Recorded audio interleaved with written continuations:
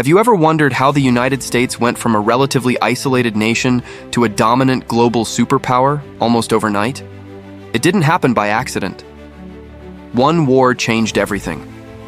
A brief but explosive conflict that thrust the U.S. onto the world stage, the Spanish-American War of 1898. This was not just a war over territory. It was the birth of a new American identity, bold, powerful, unstoppable. In the late 19th century, the Spanish Empire was in decline. Once a mighty colonial force, Spain was now clinging to the last pieces of its empire: Cuba, Puerto Rico, the Philippines, and Guam. Meanwhile, the United States was growing fast, economically strong, politically ambitious, and ready to expand its influence beyond its borders.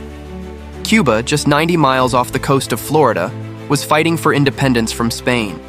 The brutal tactics used by Spanish forces, including concentration camps for Cuban civilians, outraged Americans. The cries of "Cuba Libre" echoed in the U.S. press. Public sympathy swelled. But there was another powerful force at play: yellow journalism. Newspapers led by giants like William Randolph Hearst and Joseph Pulitzer sensationalized the news from Cuba. Graphic, often exaggerated stories of Spanish atrocities grabbed headlines. One famous quote, possibly apocryphal, captures the mood. Hearst reportedly told a photographer, "You furnish the pictures, and I'll furnish the war." And then, it happened. On February 15, 1898, the U.S. battleship USS Maine exploded in Havana Harbor. 266 American sailors died. No one knew exactly what caused the explosion, but American newspapers immediately blamed Spain. "Remember the Maine, to hell with Spain," became the rallying cry. Within weeks, President William McKinley, who had tried to avoid war, bowed to public pressure, and Congress declared war on Spain.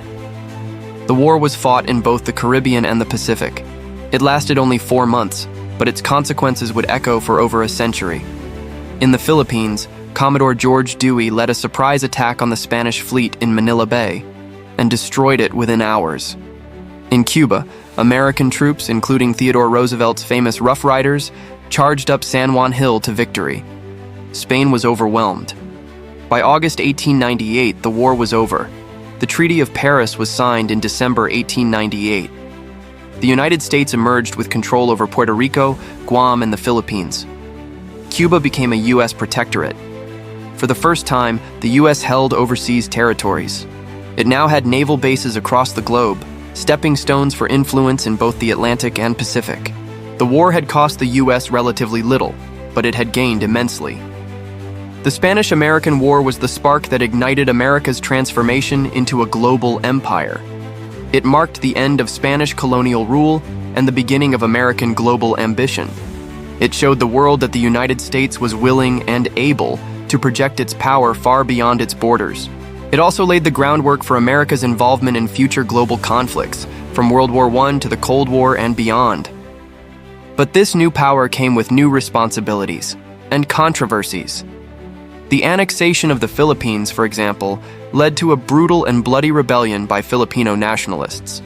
Many Americans began to question the ethics of imperialism. Still, the U.S. had stepped onto the world stage, and it was there to stay.